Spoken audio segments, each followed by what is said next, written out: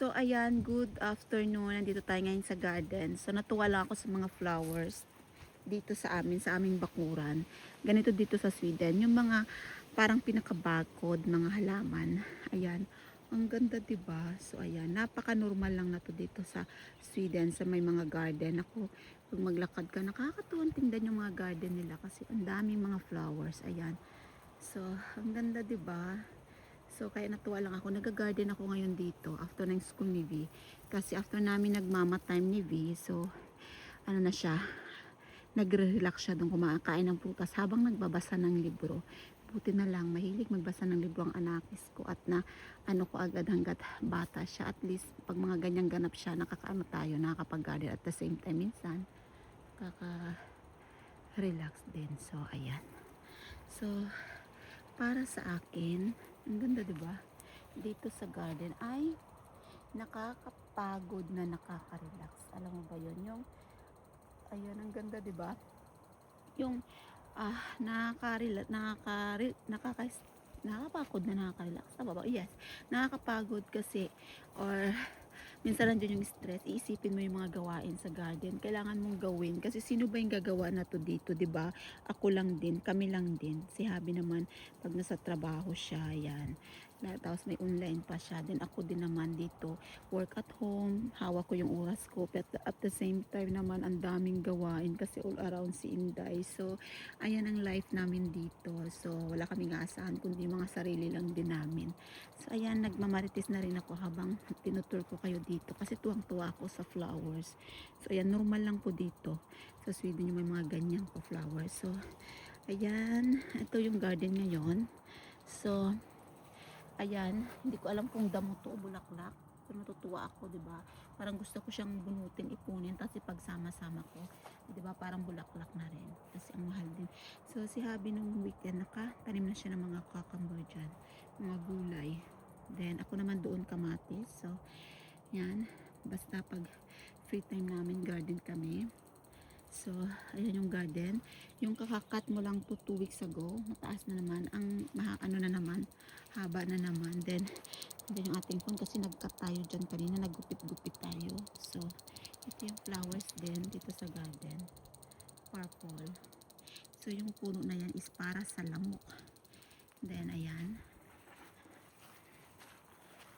So, ayan. Grabe ang init. Pero nare-relax ako gawa ng pag nagugupit ng ano, ng mga, ayan, ito yung ginagawa ko ng aking partner sa garden, no?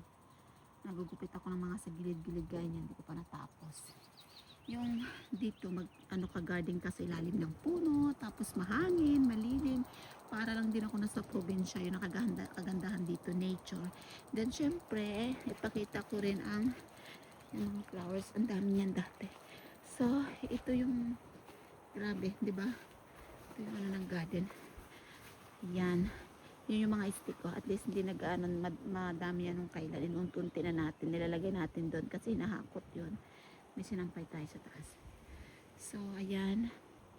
Yung dyan. Medyo makalat dito. Yung flowers na yun sa boy. Pakita ko sa inyo naman yung tinanim natin na flowers. So, at least may summer flowers na tayo dito.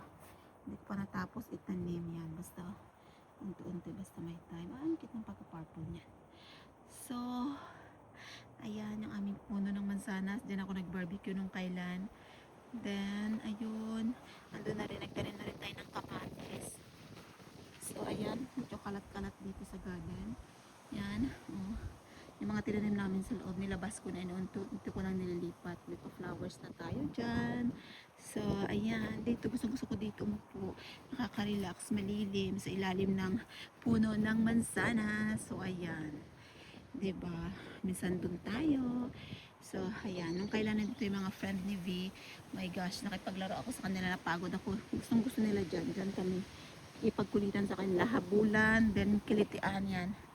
So, yan, yung peron. Excited na ako syempre mamunga yung ating mga prutas dito ngayon sa garden. May grapes tayo. Then, ano to? Plumon, plum, tapos ito yung apple, yun, may ano, kunti lang masyado yung ano na to ngayon, bunga palagay ko. Hindi ko nga siya nakat ng konti eh. ngayon kasi pinapaano ko yung ano niya para yung lilim. Yan, pero yung mga maliliit dapat ikinakat ko yan eh. This year hindi ko siya nakat kasi na-focus tayo dito sa pabox natin na to. Tataniman natin ng mga ano, yan nagtanim na rin ako dito ng grabe no. Nagtanim na rin ako dito ng ah, yan oh. Yan, ano nga to? Tomato. Yan. Yan, tapos yan. Hindi pa natin natapos dito. Yan, may mga, hindi pa nga tapos, may mga tumutubo na naman. So, yung ating, malat na yung ating, ano yan? Oh my gosh, kung sarap yung dill natin, parang, ano to? Strawberry yan, strawberry. So, ayan, tapos, dyan tayo kumuha ng lupa, pinapala natin para ilagay dyan. Siyempre, yung iba may mga pampataba na rin. Hindi lahat, kasi para makapitid na rin. So, ang garden ngayon, so, ayan. May mga ano ako, may mga palupa ako bawat, may mga sako ako bawat gilid yata yan. Kasi pag naglalagay ako sa pot, parang hindi na ako magbuhat-buhat. Kasi ang likod ni Inday yan. Tapos, kinalat ko na siya ng inano ko, meron din dyan, ayan oh. Meron doon, meron sa harap. Para bawat ano eh, kung kailan dyan naubos ko na. So, yun lang. Ito yung ating pa-flowers dito. Ililipat natin sa pot. So, ayan, di pa natin ano to. Yan, may mga mint tayo dyan kasi takot daw yung pusa dyan. So, ayan, naayos na natin. Mga tanim lang natin yan, di ba? Nakatipid tayo. Mga seed lang yan kasi pag binili mo mahal din. Gaya na to, oh. Mga pinamili ko yan, oh. So, ayan. Then, ayun, yung pa-flowers din. Odo ako dyan, yung purple na yan. Yan, ang ganda tingnan. So, yun lang. Thank you for watching. Bye. Ito yung update natin dito. So, yun, mamaya si V tatawag ngayon sa akin. Bye.